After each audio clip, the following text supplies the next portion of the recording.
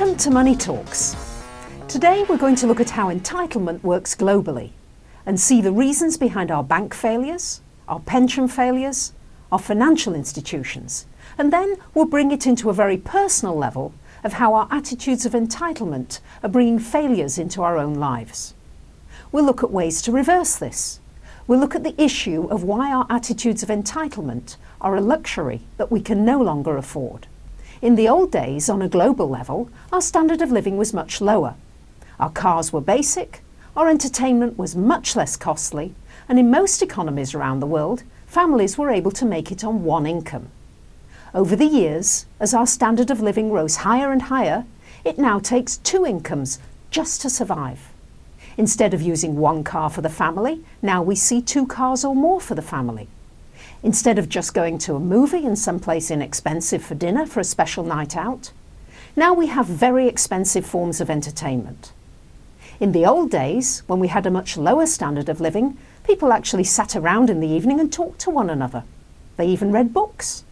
They listened to the radio and used their imagination to recreate the scenes in their heads. If you had a telephone, it was a luxury. People made appointments to see one another. They didn't sit on the phone for hours on end. Nowadays, there's very little personal interaction. People sit on cell phones, they do text messaging, they sit on their computers, they do instant messaging, emails or message boards. And social interaction has become a thing of the past. We're now leading very insular lives, and the end result is that we have more cases of depression, especially among teenagers and young adults. We see more people today on antidepressants than any other time in the history of mankind. And this is more than being just dissatisfied with your lot in life.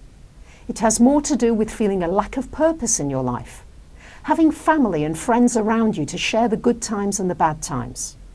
This is about being able to live your life without having a single person in your life. Anything and everything that you can possibly want or need can be purchased online.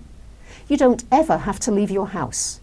In so many different ways, we can see the breakdown of the family and of the community coinciding with the breakdown of the economy. The higher standard of living that we've grown accustomed to isn't really about buying toilet paper in different colours, but it's actually separating ourselves from the family unit. Instead of listening to the radio and using our creative imagination, or reading a book and letting it take us to different locales, now we have to be entertained. Now we don't entertain ourselves. Now we need television, video games, the internet. But the worst part is that we've isolated ourselves from one another. Instead of conversation, we plant ourselves in front of televisions. Instead of board games that can be played with the family, now we're playing games on the computers. We're having online relationships that are usually disappointing, and we aren't reading books like we used to. People used to have to develop social skills. Now, with modern technology and a lack of social interaction, social skills seem to be at the bottom of the list of priorities. Unfortunately, the ills of society cannot be reversed by waving a magic wand over them. As a rule, people don't change unless they're forced to change. So how do we get past this attitude of entitlement? That the world owes us a living. That if you don't have what you want, that it's okay to steal. How do we go back to the basics of child rearing, where the parents made the rules and the children obeyed them? How do we get parents to see that their permissive attitude is damaging their children? That it's not okay to whine and cry until you get your own way? That we're raising a generation of children who are growing up to be irresponsible adults who are not held accountable for their actions? These same children will grow up to be dissatisfied with life, blaming others for their failures and not able to hold down a good job.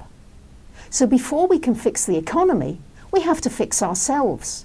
We have to learn how to put back into the community what we've taken from it.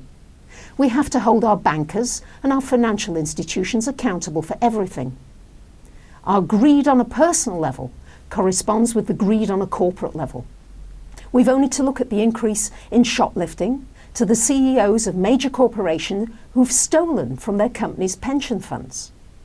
Now that we're facing very, very hard times, we need to see how our attitude is causing our own destruction. When the economy started to go down, a taxi driver in New York City was asked what he was going to do if people didn't have enough money to take taxis and he couldn't pay his bills. Without batting an eyelid and having to think twice about it, he said, "I'd steal." I heard of a woman in her 40s who walked through the produce department of a supermarket and started to eat the grapes and cherries that were on display. She didn't pay for them, nor did she feel guilty for having taken them. It was as if she had the right to sample whatever goods were out there. Although security would not have been called for pilfering grapes, especially since the goods would not be found on her, it's easy to see why a store owner's losses would have to be passed on to its customers. So to summarise the ways in which we can reverse this trend of entitlement that's destroying our social structures and our economy, try to connect with at least one person every day, reduce your television and video games usage, and socialise without spending any money on entertainment. Stay tuned, I'll be right back with more of these entitlement stories, and some of you may even recognise your friends, your family, your neighbours and your associates.